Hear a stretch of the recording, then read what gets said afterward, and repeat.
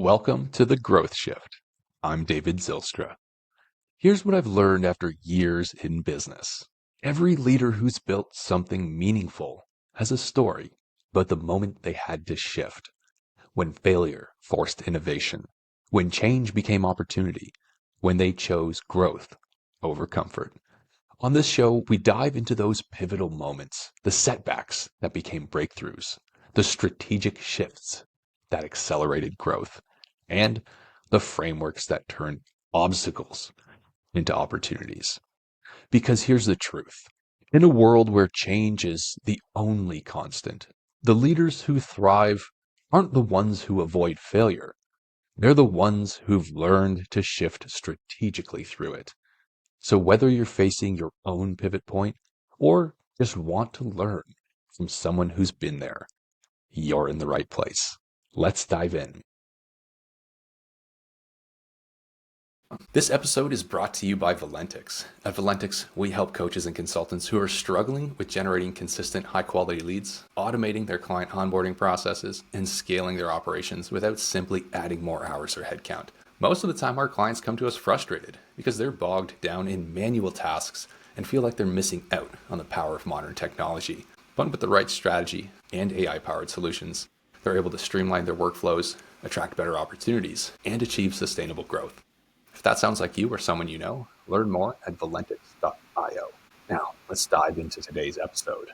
Today on The Growth Shift, we're thrilled to welcome Elisabeth Kristof, the visionary founder of Brain-Based and NFI, and a leading expert in neurosomatic intelligence. Elisabeth's work is at the cutting edge of human performance, integrating applied neurology with somatic practices to help individuals and organizations rehabilitate their nervous systems for expanded capacity and resilience. Her journey, deeply rooted in personal experience with trauma resolution and a background in health and wellness, has led her to empower coaches, therapists, and practitioners globally. Elisabeth is not only transforming individual lives, but also actively leveraging AI to scale her impact and make complex neuroscience accessible. Her insights into internal patterns, stress responses, and the profound connection between our nervous system and our ability to thrive are truly revolutionary. Elisabeth, welcome to The Growth Shift. Hi, thank you so much for having me. I'm really excited for this conversation. Well, I'm excited to have you here. Now, you're doing some pretty sciencey stuff, but tell us a little bit more about your background. I mean, you started in health and fitness and wellness, and you got to what you're doing today with neuroscience. I mean, what was that journey like? How did you actually end up where you are now? Yeah, so I did start with some movement studios. Like you were saying, we did Pilates and rehabilitation, athletic performance, chronic pain reduction. And in, I would say 2007, we were developing a national teacher training program, and I knew that I wanted brain science to be at the center of that. I knew that was the future of movement science because everything is controlled by our brain and our nervous system. So I started diving deep into applied neurology. I really fell in love with it, went through a long road of getting my education in applied neuroscience with a company called Z Health Education, and we were rocking and rolling along. And then I hit one of those places in life where the floor kind of falls out from underneath you, and it's a big growth moment, but also a lot. So we ended up losing our business at the time. I lost my community. There was a ton of financial stress. My partner that I was with at the time was diagnosed with cancer, and I went into being a full-time caretaker for him. And I was going through all of this, and I started experiencing really severe outputs of my own nervous system: dissociation, brain fog, chronic pain, fatigue, nausea. My binge eating got really bad. And I had all of this education in the nervous system. I could understand the patterns. I could see what was happening. And so lots of dots started to connect for me. I also started diving really deeply into the world of somatics and working with my body for trauma and stress resolution. And I was also really trying to understand what was happening for him. Why did this really healthy 40-year-old get diagnosed with cancer? He had a history of complex trauma, so I started reading all of the books, Waking the Tiger, Body Keeps the Score. And as I was reading those, I saw myself in the books too. And I started to connect dots between my own development, my own childhood, my nervous system state. And again, like I said, I had this deep education in applied neurology and understanding how to work with the nervous system. And I began to see, man, there's so much overlap here in somatics and applied neurology. There's so many places where applied neurology could be used besides just making people run faster and jump higher, beyond the world of athletics. And so I really started to first do that with myself, working to combine somatics and applied neurology. Then I ended up launching my business Brain-Based, working with a bunch of other clients, taking applied neurology into this field. And the results were really remarkable. And we knew that we wanted to grow it and get it out to more people through practitioners. And that's when we developed NSI, Neurosomatic Intelligence Coaching Certification, and started bringing applied neurology and neurosomatics into coaching, therapy, personal development spaces. Incredible. I mean, you've had quite the impactful journey, right, within your own personal life. And it sounds like now how it is you're helping others through these revelations. But curious here as well, there's a lot of coaches out there who help people optimize their health, and their physical health is the focus, right? As, a previous, movement studio owner yourself, why do you think it is most people stop at the physical aspects? And maybe, obviously there's often personal development and mental support there as well and such, but, why do most professionals stop there rather than continuing to explore or bridge into the neuro side of things additionally? I think it is a big shift for people in perspective and understanding when we start to look at that our brain and our nervous system is really our root system. It's our operating system. And we start to shift to see everything else that we experience are outputs of that system.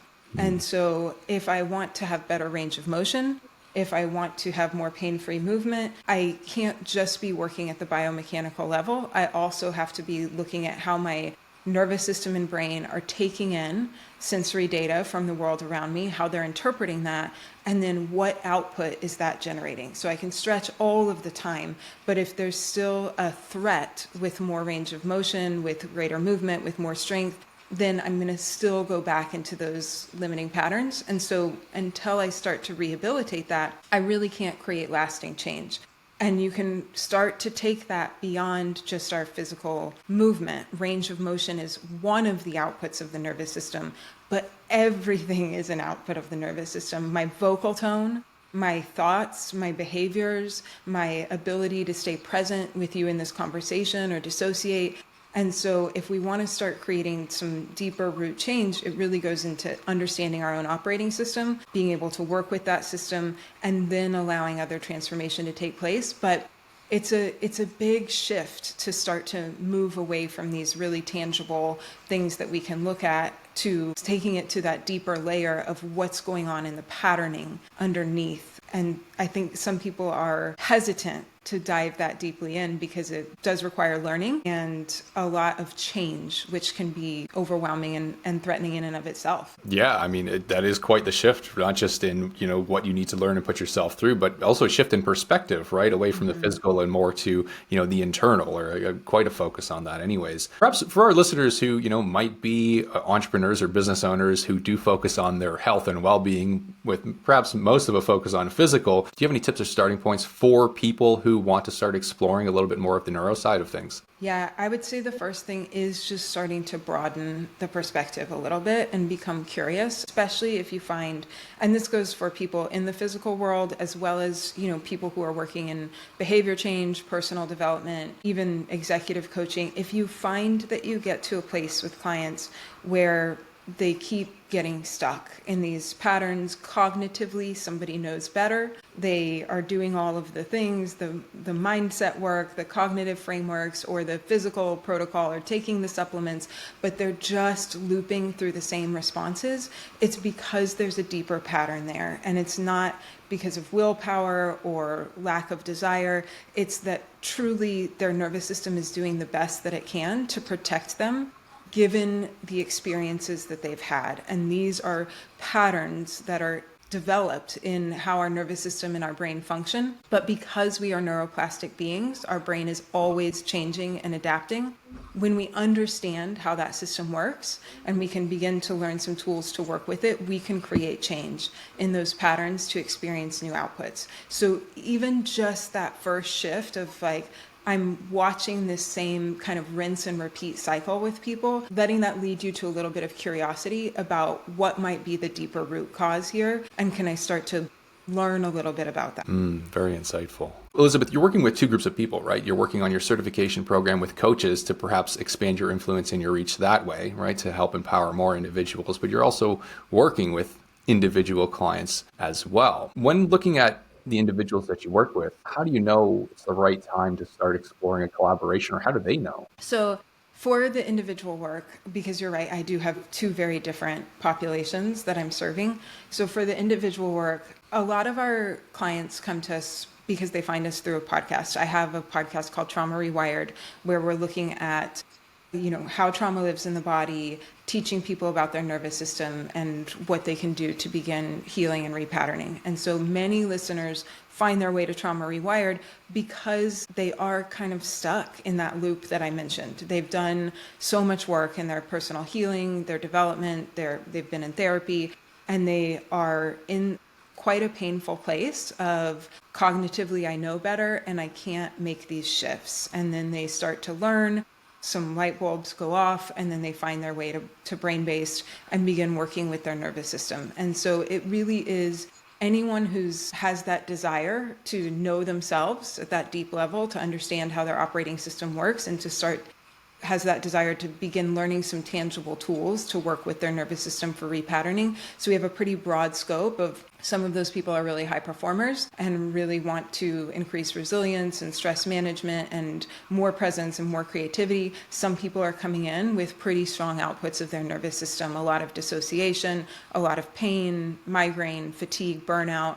And so we're serving a pretty big pool of people there in a very broad way of just general nervous system health to begin to bring this into your life, just the same way that you would move for your physical health. You would have some kind of movement practice, or you would brush your teeth, or you would take a shower every day.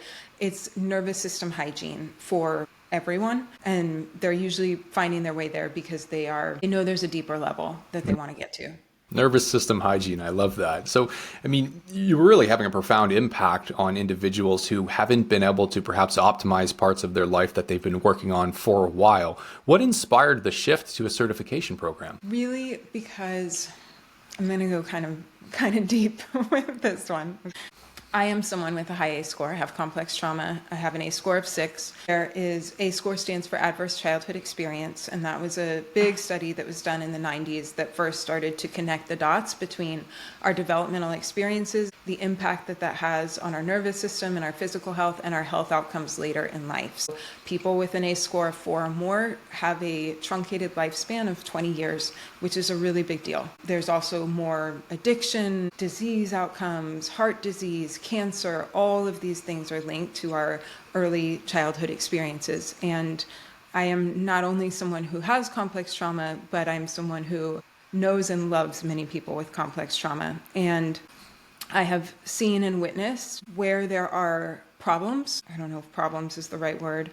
I have seen and witnessed where there are things that are lacking in our current mental health system that potentially re-traumatize people, that create more protective outputs of the nervous system. And it was a deep calling for me, a deep passion to bring this education and these tools out into the mental health system at large to affect bigger change in that way. And that I knew I couldn't do alone, just through brain-based working with individuals, that in order to do that, it would have to get out to the people who are on the front lines of that, the therapists, the psychiatrists, the medical professionals.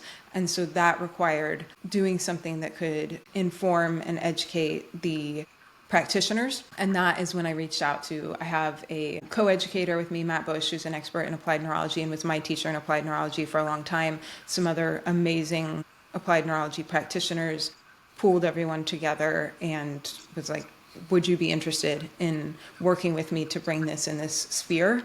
And they were on board, and NSI was born. Amazing. So, I mean, after your own experiences, losing your business, going through these new traumas yourself and, finding the solution, right? You pursued that to then help individuals solve the problem that you had, but you realized there was a bigger problem in the system at large.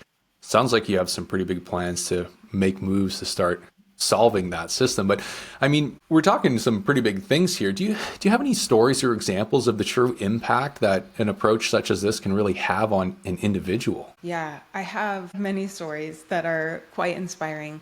I will say there's a couple different types of folks that I could point to as an example, but one client comes to mind who was very high up in the corporate world, very high performing on the outside, but very unhappy and unwell underneath that, struggling with a lot of autoimmune outputs, chronic migraine, chronic pain, inflammation, binge eating. And I find this for so many of the clients that come in, that we are skilled at masking and performing, but there's a huge stress load inside from all of the unresolved stress, from developmental experiences, from the stress of the corporate world, from the stress of life and the way our society is. And so as this person came in, she started with brain-based, eventually decided she wanted to get certified in NSI, go on to become a coach, and her life has radically transformed. You know, her relationships have transformed. Her kids now do these neuro tools.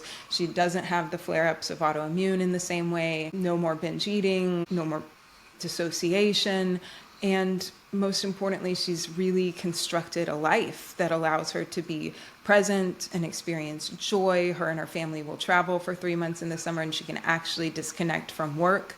And now she's serving the same type of women, high-performing women that were in the corporate world as a coach for them, teaching them these tools and skills. So it's like has that trickle effect of moving outward, because she can speak to her experience and then work with them with these tools and framework to start creating change in some of that corporate culture as well. Now, I'm curious here, Elisabeth. I mean, with a neurosomatic approach, there's real change that can happen, because there's real change that can happen in many different ways, but it sounds like you're treating the root cause to really provide solutions or fixes for a lot of other struggles that people have. I've got a decent bit of experience in the health and wellness industry myself, and I've quite a network, but I haven't really crossed many people who take such an approach with a focus on, neurosomatic, or just neuroscience, right? And really what's happening within people. What you're doing is pretty different. It's quite unique as well. I mean, when we look at creating a greater impact for something that is less known or perhaps misunderstood as well, I mean, how do you bridge that gap of having something so valuable and actually getting it out there to the masses? Yeah, that is the big hurdle, right? When you're doing something new and different. And like you said, there really isn't a lot of other programs like this. There's somatic programs that deal with the body and processing stress that way. There's applied neurology, which focuses on athletics and performance, but there's not a lot that are really bridging the gap between the two. And then even within those, there's not a lot of people. The conversation is growing about how trauma affects our nervous system, how trauma lives in the body, how our nervous system regulation and modulation is important, but it's still a very new conversation. And so a lot of my time is spent doing things like this, podcast interviews.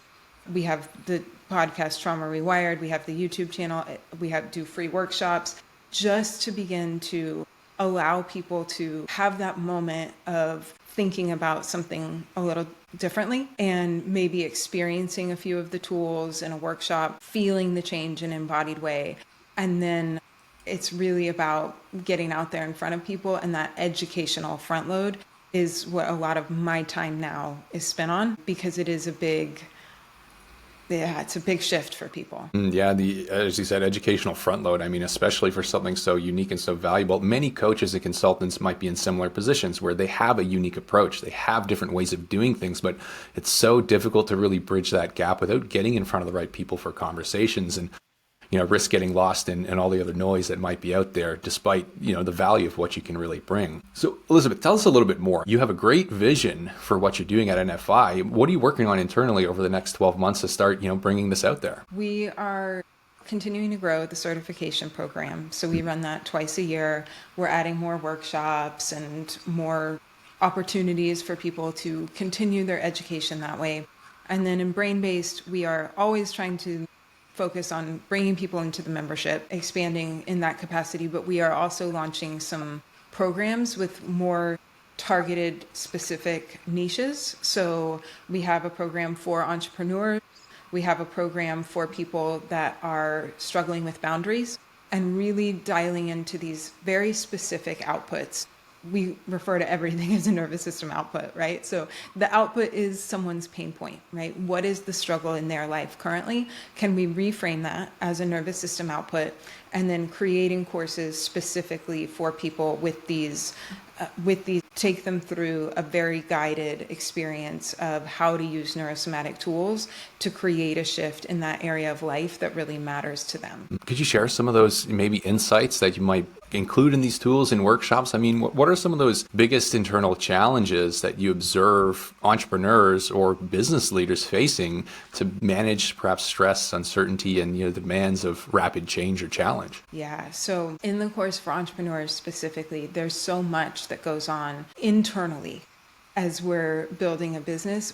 One, I love entrepreneurs. I love working with them. I am one. I have been one my whole life. And I think sometimes we come into this work because of some dysregulation that might be going on there, right? We love the stress. That is part of our homeostatic balance, is being really comfortable in those stress states. We're also very good at performing and masking that. And that makes us resilient to a certain extent. It'll get us a lot of success up to a point, but there is a cost underneath of incurring all of that stress all of the time, not being able to process it. The cost could be that we don't actually feel and embody the celebration of our wins, right? We're doing all of this stuff on the outside, but we feel kind of flat and numb inside when we reach our goals, and we're just growing for growth and it never kind of stops. But the cost could also go to a further end of the spectrum where we start to get really sick because of all of that stress. We get burnt out, we burn our business to the ground, we end up in bad financial situations because of these patterns. And so one is just kind of educating that you can have all of the strategy in the world, but if it's coming from an internal state of dysregulation, we're going to keep replaying the same patterns over and over and over again, not just in our body, but in our business and in our life. And so starting first to identify those patterns, fight, flight, freeze response, starting to resource the nervous system so that we have more capacity, so that we don't move into those states of depletion and burnout, starting to develop the skill to process our emotions, process things like grief and anger, but also joy. And all of these are skills at the level of our nervous system to be able to be embodied, to be able to process this. And so that course is looking a lot at things like resourcing and capacity, identifying F responses, using tools to begin to modulate through those, and then developing skills for emotional regulation, emotional processing, so that we can start to shift these patterns. And then no matter what strategy you apply, it's coming from that grounded, rooted place where you can hear your own intuition and you can carry it out and you can start to live it differently for a different experience of the business. Now, with all of this, you're clearly at the forefront of, health and wellness, a new health and wellness movement, but you're also starting to enter the forefront of another part of the world as well, entrepreneurship, using and leveraging AI additionally to help you leverage and scale the impact that you have. Share a little bit more with us about, where is it now that you're starting to leverage the new tech and AI in helping you on your journey? Yeah, this is a really interesting question because the field that I'm in, I have to be very careful with what I'm doing with people's information, with the research that I'm sourcing, all of that, right? And I also really believe that as we're moving in the world right now, there is a really strong place for AI to allow me to pass off some stuff that is taking my time so that I can be more connected with people, I can be more visible, I can be more in the places where I need to be. And there's also going to be a real desire, I think, for people to have more human connection as well. So I want to be careful as I'm building my programs and courses that I'm not substituting AI for myself in those places where I need personal and human connection, because our nervous systems are deeply impacted by one another. And we need co-regulation, we need attunement, we need real physical people for some of what I do. My nervous system sets the tone for my courses and when I'm holding space for people. So that's very important for that to be real and human and personal. And then there are these places where I can leverage AI to take some of the tasks that are not so important for me to do, some of the marketing and messaging and crafting that, and also to really help me in that educational front load that I was talking about, because I can use AI to help me think of better metaphors and analogies and ideas for how to present this to people in a way that's understandable. And I can also use AI to synthesize and analyze a lot of the data that we get from people who apply for our program about what is it that they're looking for? What is it that they're seeking in NSI? And I can put all of that into AI, have it tell me, these would be some really great workshops to do. This is what people are wanting. Here's some ideas for how to communicate this to people. And it really helps me have a deeper understanding of how I can reach more people, what the topics are, what people are really looking for, and to make better use of that data. So you're walking a fine line, so to speak, about, how to leverage the AI where it can be advantageous, but also where not to use it, where it might hurt you or negatively impact your efforts, or regulations come into play as well, of course. Manage and navigate stress and uncertainty, right? When AI comes into play, I think a lot of other entrepreneurs and business owners are also walking a similar fine line, right? The emergence of new tech, such as artificial intelligence, can generate a lot of stress and uncertainty. What should I do? How should I use it? When should I use it? And many more things, even just within organizations. Will my team take this and use this? Will they be concerned? Will I be causing stress within them as well? And many, many more things. Now, with what you're doing at NSI, from your perspective, how can individuals and organizations perhaps consciously use neurosomatic intelligence principles, build resilience against, this stress and the uncertainty that changing times can cause? Yeah, you're absolutely right. This is a huge change. Right? This is a revolutionary time of shifts in technology. And I do some speaking at corporate events, and what I hear coming up over and over again is the change fatigue that teams are facing, the uncertainty of, will my job be replaced? How do I stay up to date on all of this new technology? How do I best leverage it? And it's a lot for our system to be taking in all of the time. Change is inherently threatening to the brain and the nervous system, because our brains function on pattern recognition to make predictions to keep us alive.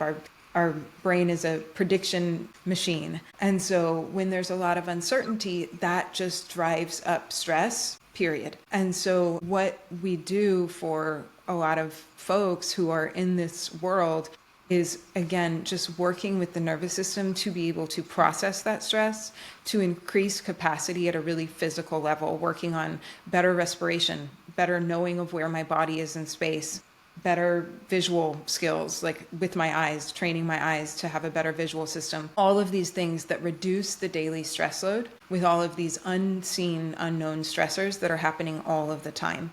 And when I can start to reduce those physical stressors that are going on in the background all of the time, I start to have more capacity to be able to stay present, stay tapped into my creativity, think outside of the box, resource myself to be able to handle this stress without moving into burnout, shutdown, and fatigue. And so as we're navigating through this time, I think it's really important for people to think about, that daily nervous system hygiene practice. How can I care for myself at this really deep root level so that I can navigate this with the skill that I want to as a leader in my field, as a leader in my organization?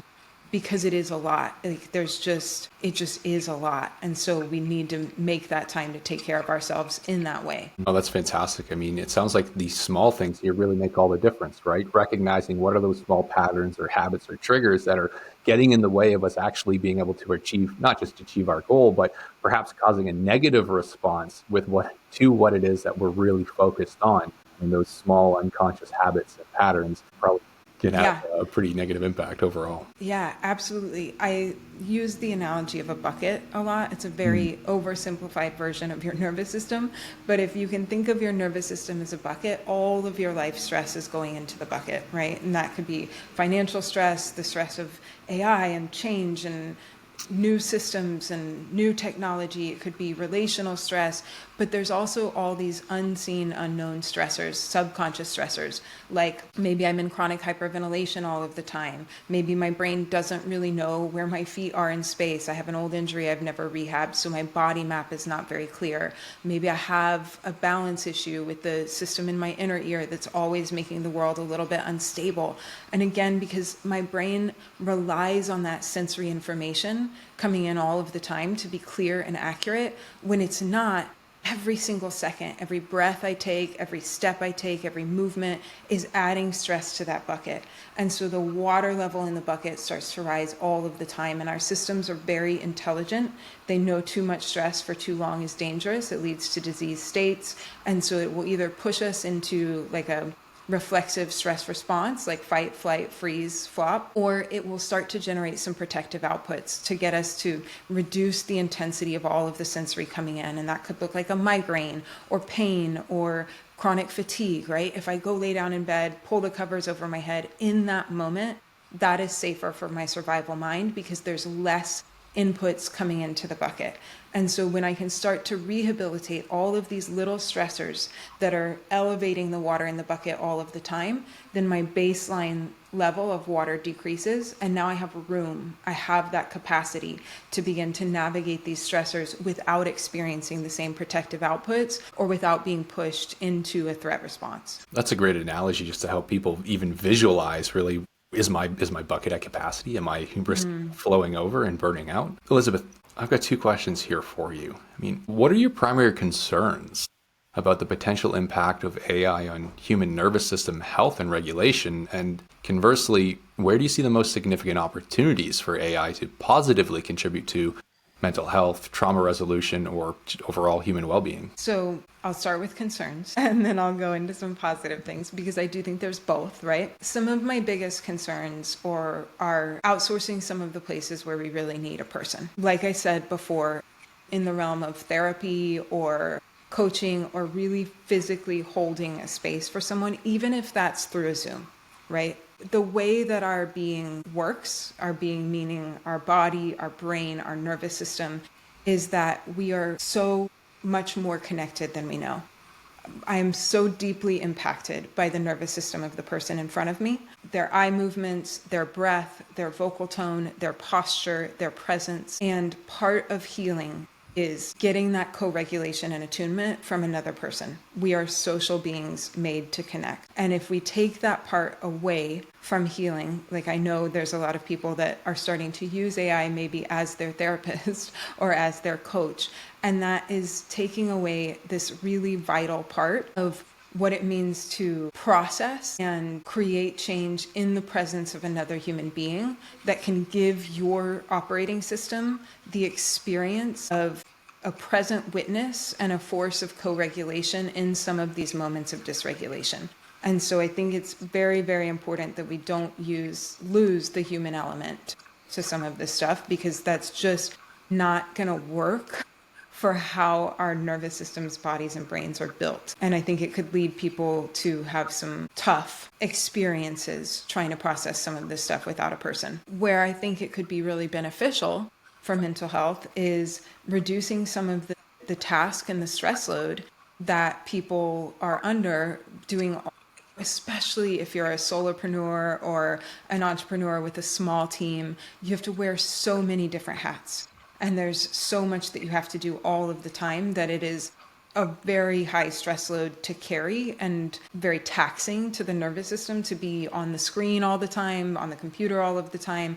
Are there ways that we can find to offload some of these tasks so that we can have more time, again, to be connecting with one another, to be out in nature, to be living our life, to be processing stress, to be coming down out of some of these states? And I think there are many places where AI can take some of that stuff off of our plate and save us not only money, but the energy and the stress load that comes with entrepreneurship. Yeah, it's always a balance, right? Where to use the tech, where to remain with the human element, but definitely some thoughtful consideration for people to sit down and say, you know, where should I be using AI, and perhaps where is it negatively going to impact what it is I'm trying to achieve. Elizabeth, one more question for you. Your insights into neurosomatic intelligence and the profound connection between our internal patterns and external capacity, like, they're groundbreaking. To conclude, based on your philosophy of understanding and rehabilitating our internal operating systems, perhaps, what's the single most important piece of advice that you'd offer to our audience who are striving to expand their capacity and navigate change, as well as achieving sustainable growth without burnout? I'll give two big pieces of advice. One is very practical and one is bigger picture. The bigger picture is that you're not stuck. There is just a fundamental truth that we are neuroplastic beings. That means we are changing and adapting all of the time, every second, in response to the stimulus that's coming in.